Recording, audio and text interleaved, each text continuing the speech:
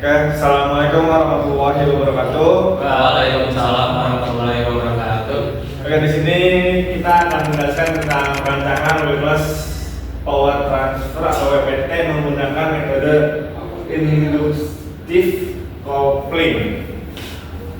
Yang pertama akan dijelaskan oleh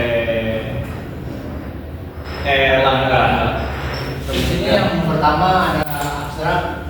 Penelitian ini membahas perancangan sistem wireless power transfer (WPT) berbasis metode inductive coupling dengan tujuan meningkatkan efisiensi transfer daya dan menganalisis kelayakan penggunaan material antena berbahan tembaga. Sistem WPT dirancang menggunakan kumparan pemancar dan penerima dengan konfigurasi 15 liritan masing-masing berdiameter 8 cm untuk pemancar dan 6 cm untuk penerima. Kemudian menunjukkan efisiensi transfer daya mencapai 5% pada jarak optimal 3 cm. Efisiensi menurun seiring bertambahnya jarak antara transmitter dan receiver. Temuan ini menunjukkan pentingnya optimasi desain kumparan untuk mengurangi kehilangan daya selama transmisi, sekaligus memvalidasi potensi penggunaan tembaga dalam sistem WPT berbasis inductive coupling. Oke, selanjutnya yang akan saya baca di sini metode penelitian. Metode penelitian ini dilakukan untuk menganalisis sistem wireless power transfer berbasis induksi coupling dengan tujuan meningkatkan efisiensi transfer daya dan jarak operasional. Metode penelitian ini melibatkan pendekatan eksperimental dan simulasi. Induksi coupling adalah proses transfer energi listrik antara dua kumparan koil melalui dengan magnet tanpa kontak fisik. Energi ditransmisikan dari kumparan transmitter ke kumparan receiver melalui perubahan flux magnetik. Prinsip ini berdasarkan hukum Faraday dan hukum induksi elektromagnetik. Nah, perancangan elektronika pada penelitian ini terbagi menjadi beberapa bagian yang memiliki fungsi masing-masing. Bagian-bagian tersebut antara lain rangkaian adaptor, bagian transceiver, dan bagian receiver. Untuk menyesuaikan dengan kebutuhan, maka perlu untuk merancang sebuah sumber daya yang memiliki tegangan keluaran stabil dalam pemakaian jangka panjang dan beban dari alat transfer daya tanpa kabel. Sumber daya yang dirancang dan digunakan dalam penelitian ini adalah sumber daya arus DC dengan bagian-bagian sebagai berikut. Pertama, ada penurunan tegangan menggunakan trafo stepdown dan tegangan jala-jala 220 volt menjadi 12 volt, tegangan bolak-balik. Kedua, penyearah menggunakan satu buah dioda penyearah yang disusun dengan kapasitor sebagai penyearah gelombang magnet. Nah, di sini ada di sini ada gambar dari rangkaian adaptornya. Ini ada trafo, itu ada yang kecil ini nih, mungkin kurang kelihatan dioda penyearah. Lalu di sini ada kapasitor berapa itu?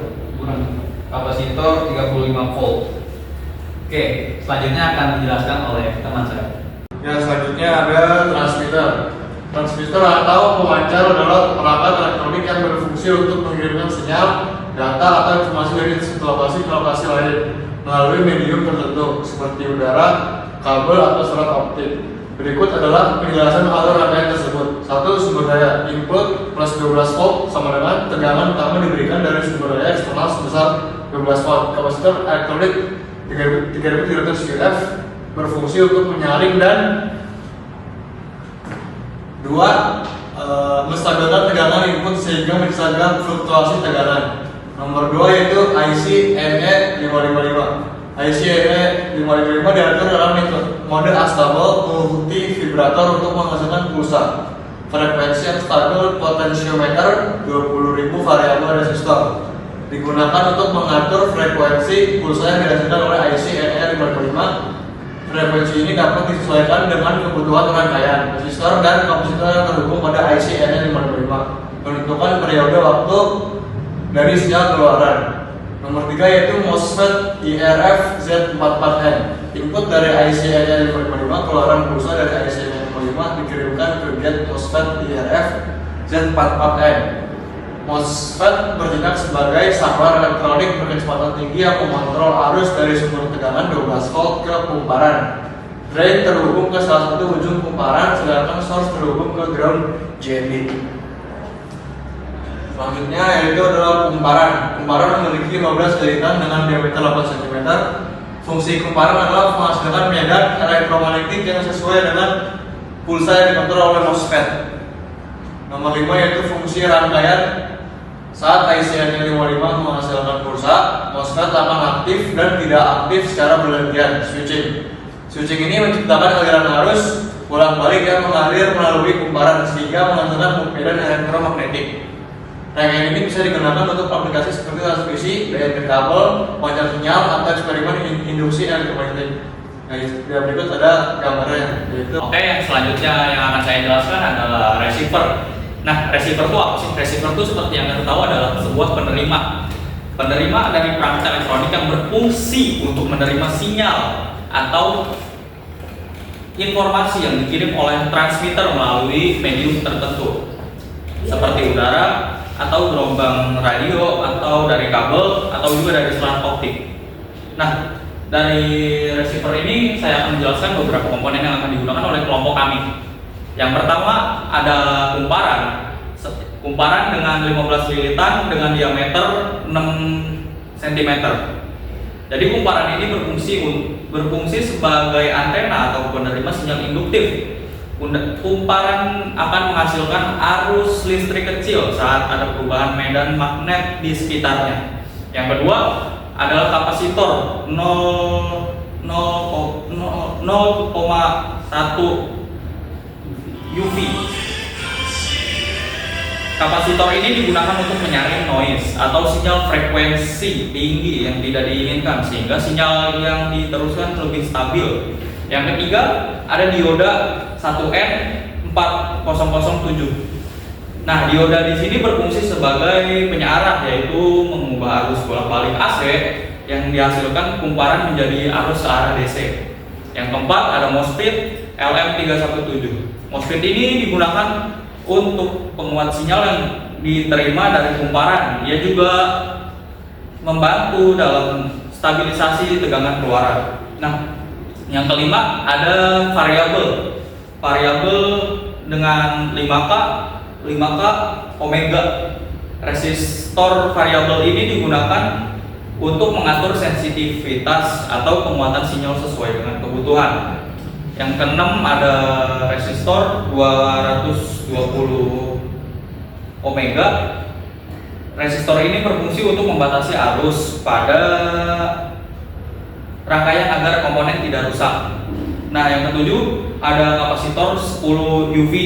Kapasitor ini membantu untuk menyaring noise pada output dan menjaga kestabilan pada tegangannya.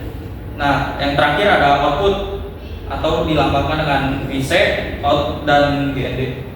Output ini menghasilkan tegangan yang sudah diperkuat dan distabilkan yang dapat digunakan untuk mengoperasikan perangkat lain atau mengukur sinyal yang diterima. Nah, ini kira-kira gambar untuk receivernya, yang dimana seperti yang tadi saya jelaskan, ini adalah kumparannya, kemudian yang ini ada kapasitornya, yang di sini ada diodanya, yang di sini ada kapasitornya, yang di sini ada diodanya, terus ada MOSFET, terus ada resistor, kemudian ada resistor lagi, resistor dengan variabel 5K omega, terus resistor lainnya juga. Yang di sini resistor 220. Oke.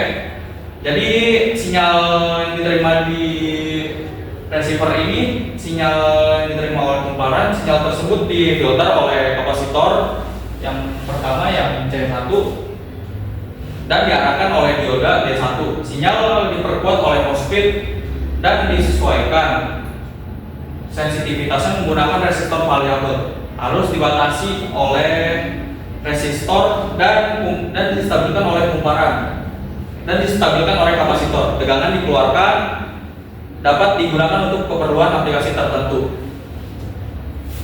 Oke, selanjutnya akan dibahas oleh rekan saya. Oke, kita masuk ke hasil dan pembahasan. Penelitian ini dilakukan untuk menguji kinerja sistem WPT berbasis induktif kopling menggunakan antena transmitter dan receiver yang terbuat dari tembaga murni. Pada penelitian ini, antena pemancar dan penerima dirancang dalam konfigurasi lilitan tertentu untuk memaksimalkan efisiensi transfer daya.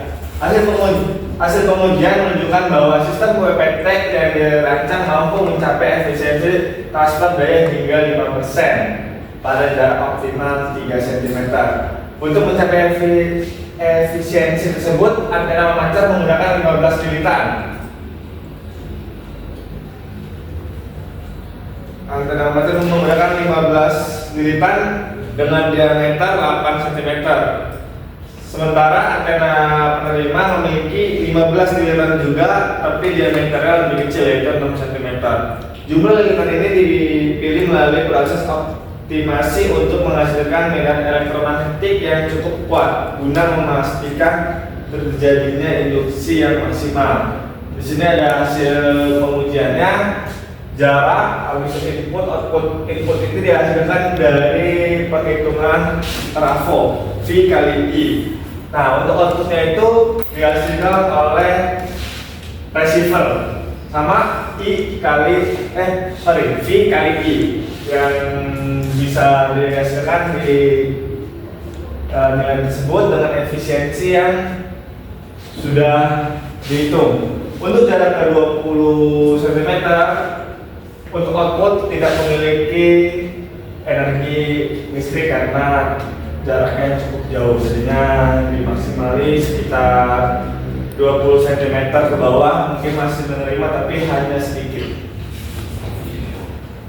Lanjut, efisiensi memiliki pengaruh signifikan terhadap jarak dan transfer daya listrik tanpa kabel. Sementara besar jarak antar transmitter, pemancar, dan receiver penerima. Semakin kecil efisiensi transfer daya yang dapat dicapai, hal ini disebabkan oleh semakin banyaknya energi yang hilang selama proses transmisi pada jarak yang lebih jauh, sehingga kemampuan sistem untuk transfer daya secara optimal menjadi berkurang. Oleh karena itu, desain sistem transfer daya di kabel yang efisiensi harus mempertimbangkan jarak sebagai salah satu faktor utama untuk meminimalkan kehilangan daya. Oke, selanjutnya kita masuk ke pembahasan selanjutnya akan disampaikan oleh teman saya.